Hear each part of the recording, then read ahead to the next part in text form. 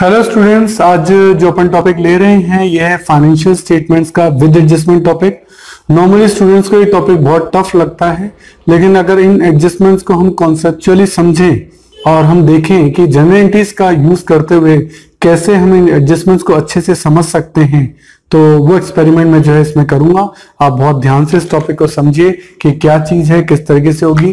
काफी सारे एडजस्टमेंट इसमें आपके होते हैं, मोर देन 20 एडजस्टमेंट जो है वो आपके इसके अंदर होते हैं। मैं सभी टॉपिक्स को बारी बारी से जो है बोर्ड पे आपके समझाऊंगा कि क्या चीजें क्यों पीएन के डेबिट में आती है, क्यों क्रेडिट में आती है, क्यों वो ऐड हो रही है, क्यों वो लेस हो रही है, क्यों उनको बैलेंस शीट के एसेट्स या लायबिलिटी साइड में दिखाया जा रहा है। उन सब चीजों का एडजस्टमेंट अपन सीखेंगे बारी बारी से। तो सबसे पहले जो अपन टॉपिक देख रहे हैं वो है आपका आउटस्टैंडिंग एक्सपेंसेस का। तो सबसे पहले देखिए आउटस्टैंडिंग एक्सपेंसेस का मतलब क्या होता है। इसका मतलब होता है ड्यू बट नॉट पेड, यानी आपने काम तो करा लिया लेकिन पेमेंट अभी तक नहीं किया। इसकी जनरल एंट्री क्या होगी? इसकी जनरल एंट्री होगी, मान लो ये सैलरी है तो एंट्री होगी salary account debit to outstanding salary account.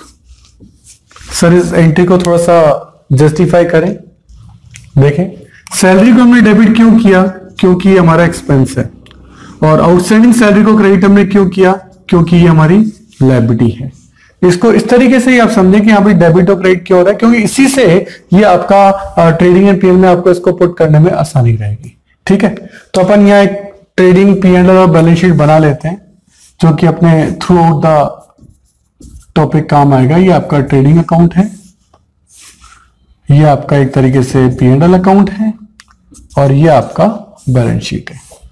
ठीक है, तो मान लेते हैं कि आपको पहले से ही सैलरी दे रखी है और सैलरी आपको दे रखी है 35,000 और देन आपको कहा कि सर ये आपकी आउटस्टैंडिंग सैलरी आपकी हो गई है 5,000 की, आपने ये एंट्री कर दी। वैसे तो मैं एडजस्टमेंट के लिए आपको एक बहुत इंपॉर्टेंट बात बता दूं, जितने भी एडजस्टमेंट है वो डबल एंट्री सिस्टम के कारण कम से कम दो जगह अपीयर होंगे।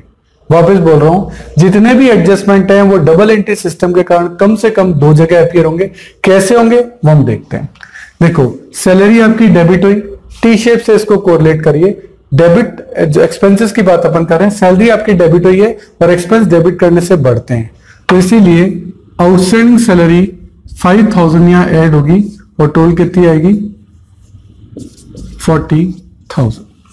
सही है, क्योंकि एक्सपेंस हमें बढ़ाने हैं और लायबिलिटी जो है वो हमने क्रेडिट की है। इससे लायबिलिटी क्रेडिट होने से क्या होता है, लायबिलिटी बढ़ जाती है, तो लायबिलिटी भी बढ़ेगी। तो ये आपकी क्या आ जाएगी, आउटस्टैंडिंग सैलरी यहां अलग से आ जाएगी। कितने रुपए? 5,000। तो देखिए, सैलरी डेबिट हुई है, एक्सपेंस बढ़ गए, ऐड हो गए ये वाले, और आउटस्टैंडिंग सैलरी क्रेडिट हुई है तो ये आपकी लायबिलिटी का क्रिएशन हुआ है। क्योंकि लायबिलिटी क्रेडिट होने से बढ़ती है, तो आप देखिए आपकी लायबिलिटी भी बढ़ गई। कौन सी साइड में आ गई? ये लायबिलिटी साइड है और ये कौन सी साइड है? ये एसेट साइड है बैलेंस शीट की। सही है, तो इस तरीके से ये दो जगह अपीयर होगी। जैसे इसमें हमें एक ट्रेडिंग का आइटम डाल के देखते हैं, वेजेस का डालते हैं अपन। देखिए, wages account debit to outstanding wages account, मान लेते हैं 3,000। ठीक है, तो वेजेस तो अब ट्रेडिंग में आती है, पेन में तो आ नहीं सकती। टू वेजेस, मान लेते हैं कि आपको ट्रायल बैलेंस के अंदर पहले से ही दे रखा था कि आपकी 27,000 की वेजेस है। ठीक है, अब वेजेस को डेबिट किया, डेबिट करने से आपके एक्सपेंस बढ़ गए तो उसको ऐड करना पड़ेगा। ऐड आउटस्टैंडिंग 3,000, टोटल हो गया 30,000। और आउटस्टैंडिंग वेजेस को आपने क्रेडिट किया, इससे आपकी लायबिलिटी क्रिएट हो गई, लायबिलिटी बढ़ गई, तो उसको आउटस्टैंडिंग वेजेस 3,000 यहां दिखाना पड़ेगा, जितने की भी लायबिलिटी का क्रिएशन हुआ। सही है, तो इस तरीके से ये आपका आउटस्टैंडिंग का ट्रीटमेंट है। दो जगह आएगा, पहले पीएन की डेबिट में आया फिर लायबिलिटी में आया। यहां भी देखो, पहले ट्रेडिंग के डेबिट में आया फिर लायबिलिटी में आया। इस तरीके से आपका आउटस्टैंडिंग एक्सपेंस का ट्रीटमेंट जो है वो आपका होता है। सही है, एक और एक्सपेंस अपन देखते हैं, वो अपन देखेंगे प्रीपेड एक्सपेंस। देखें, नंबर 2 हम ले रहे हैं प्रीपेड एक्सपेंसेस। सर इसका मतलब क्या होता है? प्रीपेड एक्सपेंसेस का मतलब होता है पेड इन एडवांस। अगर आप कोई चीज एडवांस में पे कर दें तो इसको कहते हैं प्रीपेड, यानी आपने अगले साल का एक्सपेंस अभी से पे कर दिया। मैं वापस बोल रहा हूं, आपने अगले साल का एक्सपेंस अभी से पे कर दिया। फॉर एग्जाम्पल देखो, सैलरी को ही ले लेते हैं अपन। मान लो आपने सैलरी पे की, तो सैलरी पे करने की एंट्री क्या होती है? Salary account debit to cash, और आपने 45 पे की। अब आपको पता लगा सर सैलरी तो 40 थी, हमने 45 पे कर दी। 5000 तो अगले साल की थी, हमने अभी से पे कर दी, यानी हमने ज्यादा डेबिट कर दी। तो अब ज्यादा डेबिट कर दी, खर्चे ज्यादा हो गए, उनको कम करने के लिए क्या करें? क्रेडिट करें। तो एंट्री क्या होगी? सैलरी यहां क्या होगी? क्रेडिट होगी। कितने रुपए से? 5000 से। और हमने ज्यादा पे कर दी, अगले साल का खर्चा जो कि हमने अभी पे कर दिया, तो पेड इन एडवांस हो गया, और पेड इन एडवांस आपका एसेट्स होता है। तो एंट्री होगी, प्रीपेड को आप डेबिट कर देंगे, prepaid salary account debit to salary 5000। देख लीजिए, prepaid salary account debit to salary 5000। Sir इसका क्या फर्क पड़ेगा, ये ऐसा क्यों किया हमने? तो देखो, प्रीपेड सैलरी को डेबिट क्यों किया? क्योंकि हमारी एसेट्स है, क्योंकि हमारी एसेट्स है, क्योंकि अपन ने अगले साल का खर्चा अभी पे कर दिया, तो ये आपकी क्या बन गई? एसेट। सर सैलरी को क्रेडिट क्यों किया? सैलरी को क्रेडिट करने का बड़ा इंपॉर्टेंट रीजन है कि हमने पहले सैलरी को ज्यादा डेबिट कर दिया था, उसको कैंसिल करने के लिए। किस लिए? उसको कैंसिल करने के लिए आपने क्या किया है? क्रेडिट किया है। नहीं तो बच्चे उलझ जाते हैं कि यार एक्सपेंस कैसे क्रेडिट हो सकता है? एक्सपेंस एक्चुअली ज्यादा एक्सीड कर गया था, डेबिट ज्यादा हो गया था, उसको कम करने के लिए क्रेडिट किया। अदरवाइज एक्सपेंस कभी क्रेडिट नहीं होता, तो उसको कैंसिल करने के लिए तो क्रेडिट करना ही पड़ेगा। अब एग्जांपल देखते हैं अपन। देखिए सैलरी का आ गया ये अपना। तो देखो सैलरी आपकी 45,000 गिवन थी, आपने उसमें से क्रेडिट कितनी कर दी? 5000। तो सैलरी कम हो गई, खर्चा कम हो गया, प्रीपेड 5000, तो अब खर्चा कितना हो गया? 40, जो आपको दिखाना था। और प्रीपेड जो है वो आपकी एसेट बन जाएगा, प्रीपेड सैलरी 5000। तो देखिए, जो आइटम लेस होते हैं वो इस तरह से डायगनली जा रहे हैं, तिरछे जा रहे हैं, जबकि आउटस्टैंडिंग मैंने ऐड किया था, तो ऐड करने वाला आइटम जो है वो सीधा मैं लाइब्रेरी में दिखा रहा था, आउटस्टैंडिंग में यहां दिखा रहा था। आप ऐसे भी याद कर सकते हैं। अदरवाइज तो बहुत आसान है, प्रीपेड आपकी एसेट होती है तो ऑब्वियस एसेट में दिखाई जाएगी। सही है। तो इस तरीके से अपन ने आउटस्टैंडिंग और प्रीपेड देखा। अच्छा, प्रीपेड भी दो जगह आया, आप देखो पहले पीरियड में से इसको लेस किया है, क्योंकि ये इस साल का खर्चा नहीं है भाई, हमने पे तो 45 कर दिए, पर 5 इस साल का खर्चा नहीं है, इसलिए इस 5 को हमने क्या कर दिया? लेस कर दिया। अब ये खर्चा कब का है? अगले साल का। हमने अगले साल का खर्चा अभी से ही पे कर दिया, तो ये हमारी क्या बन गई? एसेट। तो ये प्रीपेड सैलरी के नाम से एसेट के अंदर शो किया जाएगा। सही है। तो देखिए नेक्स्ट टॉपिक अपन ले रहे हैं एक्रूड इनकम। एक्रूड इनकम का मतलब होता है अर्न्ड बट नॉट रिसीव्ड, यानी हमने अर्न तो कर लिया है, हमने कमा तो लिया है, लेकिन पैसा हमें मिला नहीं है। अगर मिल जाता, मान लेते हैं इंटरेस्ट का पैसा अगर मिलता, तो आप एंट्री क्या करते? Cash account debit to interest, है ना। अब कैश तो मिला नहीं, तो इसको क्या कहते हैं? एक्रूड। तो एंट्री बनेगी accrued interest account debit to interest account. अगर मिल जाता तो कैश डेबिट होता, आपके कैश तो हुआ हो नहीं सकता, क्योंकि कैश तो मिला नहीं है, क्योंकि लिखा है नॉट रिसीव्ड, तो इसलिए एक्रूड इंटरेस्ट डेबिट हो गया। एंट्री हो जाएगी कैश टू इंटरेस्ट की जगह हो जाएगी accrued interest account debit to interest. Sir ऐसा क्यों हुआ? एक्चुअली ऐसा इसलिए हुआ, इंटरेस्ट तो आपकी इनकम है, और इनकम हमेशा क्या होती है? क्रेडिट। और ये एक्रूड इंटरेस्ट है, ये रिसीवेबल है, यानी इन फ्यूचर ये इंटरेस्ट आपको मिलेगा, आप इसको लेने का हक रखते हैं, फ्यूचर में ये आपको मिलेगा, रिसीवेबल है, इसलिए ये आपकी क्या बन गया? ये आपकी क्या बन गया? एसेट बन गया। सर ये कैसे दिखाते हैं? तो देखिए, इंटरेस्ट आपकी इनकम है, मान लेते हैं इंटरेस्ट की इनकम आपकी 10,000 और 2,000 का इंटरेस्ट अभी तक आपको मिला नहीं, तो आपने इंटरेस्ट को क्रेडिट किया। इनकम इनकम टी शेप में याद करो, टी शेप में इनकम क्रेडिट साइड से बढ़ती थी। ये कुछ रूल है जो कि आप याद कर लो। टी शेप में अपन पढ़ते थे कि एक्सपेंस और एसेट ये डेबिट से बढ़ते हैं और क्रेडिट से कम होते हैं, और liability income and capital, LIC कहते हैं इसको शॉर्ट में, ये क्रेडिट से बढ़ते हैं और डेबिट से कम होते हैं। ये 5 फंडामेंटल अकाउंट है, ये 2 तो डेबिट से बढ़ते हैं और ये 3 जो है क्रेडिट से बढ़ते हैं। ये फंडामेंटल रूल्स हैं, ये आपको आने चाहिए। अगर आपको अकाउंटेंसी में इन चीजों को समझना है तो ये चीजें पहले आपको याद होनी चाहिए कि एक्सपेंस और एसेट डेबिट से बढ़ते हैं लेकिन क्रेडिट करने से कम हो जाते हैं, और इनकम्स लायबिलिटी इनकम और कैपिटल क्रेडिट करने से बढ़ती है लेकिन डेबिट करने से कम हो जाती है। फॉर एग्जांपल अपन यहां लेते हैं, ये इंटरेस्ट है, ये हमारी इनकम है, और इनकम क्रेडिट करने से बढ़ती है इसलिए हमारी इनकम बढ़ेगी। ठीक है, ये एक्रूड इंटरेस्ट है, ये हमारी एसेट है, और एसेट डेबिट करने से बढ़ेगा इसलिए डेबिट किया है और इनकम को क्रेडिट किया है। सही है, हर रूल यहां से चल रहा है, आपको ये याद भी होना चाहिए और उसको अप्लाई करना भी आपको आना चाहिए। अब देखिए करते हैं इसको। इंटरेस्ट आपका क्रेडिट हुआ तो बढ़ गई इनकम, मान लेते हैं 2000 है, तो आपका एक्रूड इंटरेस्ट यहां बढ़ गया कितने रुपए, 2000, और आपकी इनकम कितनी हो गई, 12,000। सही है, इंटरेस्ट क्रेडिट हुआ था इससे इनकम बढ़ गई, और एक्रूड इंटरेस्ट डेबिट हुआ, डेबिट करने से वो आपकी एसेट बन गई, तो एक्रूड इंटरेस्ट यहां आपका आ जाएगा 2000। तो ये डेबिट है, ये करने से आपकी एसेट बढ़ गई, और तुकबंदी भी एप्लीकेबल हो रही है। जो चीजें ऐड होती हैं वो सीधी गिरती हैं, तो देखो सीधी यहां गिरी है। मैंने पहले आउटस्टैंडिंग के लिए बताया था कि वो सीधा गिरेगा तो लायबिलिटी में, और एक्रूड के लिए बता रहा हूं वो सीधा गिरेगा तो कहां गिरेगा, एसेट्स में गिरेगा। तो ये है आपका accrued interest earned but not received. सारी चीजें जर्नल एंट्री से बन रही है, तो जर्नल एंट्री को इनसे समझना है और वहां एप्लीकेबल करना है कि वो ऐड होगा या लेस होगा। सही है। अगर आपको मेरे वीडियोस पसंद आ रहे हैं तो देखिए एक लाइक, शेयर और सब्सक्राइब तो बनता है, तो मेरी खुशी के लिए एक लाइक तो कर दीजिए।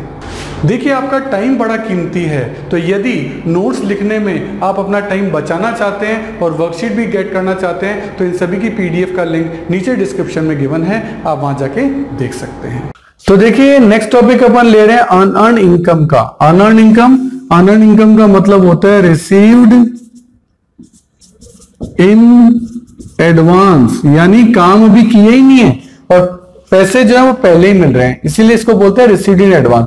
अब आपने काम किया ही नहीं है तो कमाया ही नहीं है, इसलिए इसको क्या बोलते हैं, अनअर्न्ड इनकम, कि पैसे मिल गए काम अभी किया नहीं। अब काम नहीं किया, अगर पैसे मिल गए तो आपने एंट्री क्या की होगी, मान लो इंटरेस्ट दी है, कैश टू इंटरेस्ट, जबकि इनकम इस साल की है नहीं और आपने क्रेडिट कर दी। मान लो ये 14,000 आपको इनकम हुई थी, अब आपको पता लगा 2,000 तो इस साल की इनकम है ही नहीं, आपने क्रेडिट ज्यादा कर दी। उसको कैंसिल करने के लिए आप क्या करेंगे, डेबिट, इंटरेस्ट अकाउंट डेबिट, क्योंकि मैंने आपको बताया था कि इनकम डेबिट करने से कम होती है। देखो डेबिट साइड, सही है ना, ये डेबिट साइड होती है, क्रेडिट साइड होती है सभी की। तो इनकम डेबिट करने से कम होती है, मैंने कम कर दी, interest account debit to unearned income 2,000। तो इससे इंटरेस्ट डेबिट हुआ, इनकम डेबिट हुई, इनकम डेबिट करने से कम होती है, इसलिए 2,000 की इनकम को आप अनअर्न्ड इनकम को कम कर दीजिए, अब आपकी इनकम हो गई 12,000। सही है। इंटरेस्ट को हमने डेबिट क्यों किया, हमने इनकम को कम करने के लिए किया। और सर अनअर्न्ड इनकम को क्यों किया, क्योंकि हमारी लायबिलिटी बढ़ रही है और हम जानते हैं कि लायबिलिटी क्रेडिट साइड से बढ़ती है। सही है, तो ये आपका अनअर्न्ड इनकम हो गया और ये आपका यहां आ गया और ये लायबिलिटी बनेगी, तो ये आपका यहां आ जाएगा अनअर्न्ड इंटरेस्ट कितने रुपए, 2,000 रुपये। अच्छा मैंने आपको कहा था जो चीजें ऐड होती है सीधी गिरती है, इसलिए ये तो यहाँ आया था, लेकिन ये तो लेस हो रही है, लेस हो रही है तो डायगोनली आएगी, तिरछी आएगी और ये लायबिलिटी के अंदर अपीयर होगी। तो ये आपका अनअर्न्ड इनकम का है। ये 5 टी शेप अकाउंट हैं, इनको आप याद कर लीजिए, बहुत इजीली आपका काम जो है वो हो जाएगा। तो ये याद है तो बहुत ही अच्छा है, जिससे कि यूज करना जो है आपके लिए आसान हो जाएगा। तो नेक्स्ट टॉपिक अपन ले रहे हैं क्लोजिंग स्टॉक के लिए। देखिए क्लोजिंग स्टॉक क्या है, वो स्टॉक, वो गुड्स जो कि साल के एंड तक नहीं बिक पाई, जिसको हम सेल नहीं कर पाए। तो जब हम सेल नहीं कर पाए तो हमारा क्या बन गया, क्लोजिंग स्टॉक। अब उस क्लोजिंग स्टॉक को अकाउंट में दिखाने का क्या तरीका है उसको अपन देखते हैं। सबसे पहले इसकी जनरल एंट्री क्या होती है, इसकी जनरल एंट्री बेसिकली बनती है यहां से, आप क्लोजिंग स्टॉक यहां दिखाते हैं, ये बात आपको पता है। तो इससे एंट्री क्या बनी, closing stock account debit to trading account, तो एंट्री तो बन गई। एंट्री जरूर आनी चाहिए, ये बात ध्यान रखिएगा, closing stock account debit to trading account. Sir ये एंट्री ऐसे क्यों हुई, देखो क्लोजिंग स्टॉक आपके स्टॉक का वो पार्ट है जो खर्च नहीं हुआ और बच गया, हम उसे बेच भी नहीं पाए, तो ये हमारी क्या बन गया, एसेट। तो ये हमारी एसेट है, इसलिए डेबिट हुआ। और हमने इसको परचेज कर लिया था, वो खर्च करने के लिए किया था, तो जब हमने परचेज लिखा था तो यहां लिखा था। अब उस परचेज को खर्च करना, हमने तो पूरा ही खर्चा मान लिया कि हाँ भाई 1 लाख रुपए की हमने परचेज की है, लेकिन उसमें से 10,000 का स्टॉक बच गया, तो हमने तो खर्चा पूरा 1 लाख दिखा दिया, जबकि 10,000 का तो स्टॉक खर्च ही नहीं हुआ। तो उस 10,000 को या तो यहाँ लेस करो, और यहाँ लेस करने के बजाय ये 10,000 यहाँ दिखा दो, तो 1 लाख में से 10 गया, अपने आप ही 90 हो जाता है। तो ध्यान रखना, क्लोजिंग स्टॉक खर्च नहीं हुआ है, ये उसको हटाने का तरीका है। और इस क्लोजिंग स्टॉक को हम क्या बना लेते हैं, अपनी एसेट बना लेते हैं। कितने रुपए से, 10,000 रुपीज से। तो ट्रेडिंग में क्रेडिट करने का पर्पस क्या है, क्योंकि हम इसे परचेज में से क्या करना चाहते हैं, लेस करना चाहते हैं। तो परचेज में लेस करने का तरीका है, एक तो या तो यही लेस कर दूं, पर कस्टम ये कहता है कि नॉर्मली हम इसे लेस नहीं करते, हम इसे अपोजिट साइड में, क्रेडिट साइड में दिखा देते हैं, तो उसका इंप्रेशन जो है वो एक ही पड़ता है। सही है। तो क्लोजिंग स्टॉक डेबिट हुआ, डेबिट होने से वो आपकी एसेट बन गया। सही है। और ट्रेडिंग अकाउंट क्रेडिट हुआ, तो देखो ट्रेडिंग अकाउंट को हमने क्रेडिट किया है। सही है। क्यों क्रेडिट किया, परचेज को लेस करने के लिए, परचेज के अपोजिट साइड में उसको दिखाने के लिए। तो ये आपका एडजस्टमेंट किसका हो गया, क्लोजिंग स्टॉक का। ध्यान देना, मैं जितने भी एडजस्टमेंट डिस्कस कर रहा हूं, ये वो एडजस्टमेंट है जो ट्रायल बैलेंस के बाहर दे रखे हैं। ट्रायल बैलेंस के अंदर की बात नहीं कर रहा, ट्रायल बैलेंस के बाहर दे रखे हैं। अब अगर वो ट्रायल बैलेंस के बाहर दे रखे हैं, तो डबल एंट्री सिस्टम के थ्रू वो अब हमेशा 2 जगह आएंगे। इसीलिए आप देख रहे हैं कोई भी एडजस्टमेंट जो है वो 2 जगह आएगा, ये बात तय है। टीचर जब कॉपी चेक करता है तो एडजस्टमेंट को दोनों जगह चेक करेगा, तभी नंबर देगा कि हाँ भाई इस एडजस्टमेंट को दोनों जगह दिखाया गया है या नहीं दिखाया गया है। देखिए स्टूडेंट, जितने भी वीडियो हमने बनाए हैं, उनके जितने भी क्वेश्चन मैं वीडियोस में करा रहा हूं, उनका लिंक आपको डिस्क्रिप्शन में दे रखा है। आप वहां से उस लिंक को डाउनलोड कर सकते हैं, उसका प्रिंट आउट निकाल सकते हैं। उसके बाद वो क्वेश्चन पेपर आप अपने सामने रखिए और देन आप वीडियो देखिए। उससे आपको फायदा ये होगा कि क्वेश्चन आपके सामने रहेगा। तो ये चीज़ जरूर से कर लेनी है। और मैं आपको एक बार स्पेशल बताना चाहता हूँ कि ये जो वीडियो है ये तो ट्रेलर है। अगर आपको हमारे सारे वीडियो देखने हैं तो आपको हमारी मोबाइल ऐप सब्सक्राइब करना चाहिए, उसका नाम है अनुराग क्लासेस, और इसमें आपको हमारे सारे वीडियो देखने को मिलेंगे। क्यों, देखो यूट्यूब तो ट्रेलर है, सारे वीडियो नहीं होते। अगर आपको सारे वीडियो देखने हैं तो आपको हमारी मोबाइल ऐप सब्सक्राइब करनी पड़ेगी। उसमें आपको सारे वीडियोज़ मिलेंगे, उसमें आपको नोट्स मिलेंगे, प्रिंटेड नोट्स भी होंगे, हैंड रिटन नोट्स भी होंगे, मतलब आप हर तरीके के नोट्स वहाँ ले सकते हो। उसमें भी उसकी जो मेंबरशिप है वो प्रीमियम भी है और स्टैंडर्ड भी है, जो भी आप लेना चाहें। और आपको वहाँ अदर बुक्स के इंपॉर्टेंट पिक्स, अच्छे डायग्राम, अच्छे क्वेश्चन, अच्छे पैराग्राफ, वो भी आपको जो है इस ऐप के अंदर मिलेंगे। और इसके अलावा बहुत ही important point, MCQ test. MCQ test का पैनल है जिसमें आप जितने भी टेस्ट वहाँ देंगे उसमें ऑप्शंस होंगे ABCD, उसमें ट्रू एंड फॉल्स के क्वेश्चन होंगे, उसमें फिल इन द ब्लैंक्स के क्वेश्चन होंगे। आपने 40 क्वेश्चन का टेस्ट दिया, जैसे सबमिट किया, विदिन 5 सेकेंड्स आपका रिजल्ट आपके सामने है। तो ये मोबाइल ऐप मैं जरूर चाहूँगा आप जरूर से सब्सक्राइब करिए। मेरा नंबर है 9829224488। आप ऑफिस आवर्स में कभी भी मुझे कॉल कर सकते हैं। Thank you. देखिए स्टूडेंट, हमारे चैनल से जुड़ने का फायदा आपको नेक्स्ट 7 इयर्स तक मिलेगा, क्योंकि हमारी रेंज बहुत बड़ी है। नॉर्मली आप चैनल्स पे देखेंगे वो 1 या 2 या 3 सब्जेक्ट पढ़ा रहे हैं, लेकिन मैं आपको बहुत बड़ी रेंज दूंगा। यदि आपकी और मेरी ट्यूनिंग जमती है तो ये बहुत लॉन्ग लास्टिंग रहेगी, और वो ट्यूनअप में आपको बार बार नई ट्यूनअप नहीं करनी पड़ेगी, क्योंकि आपकी ट्यून मुझसे जम चुकी है। क्यों? क्योंकि मैं आपको बता रहा हूँ कि मैं 11th में आपकी अकाउंट्स, स्टेट्स और माइक्रो इकोनॉमिक्स लूंगा। 12th में मैं आपकी अकाउंट्स, मैक्रो और इंडियन इको लूंगा।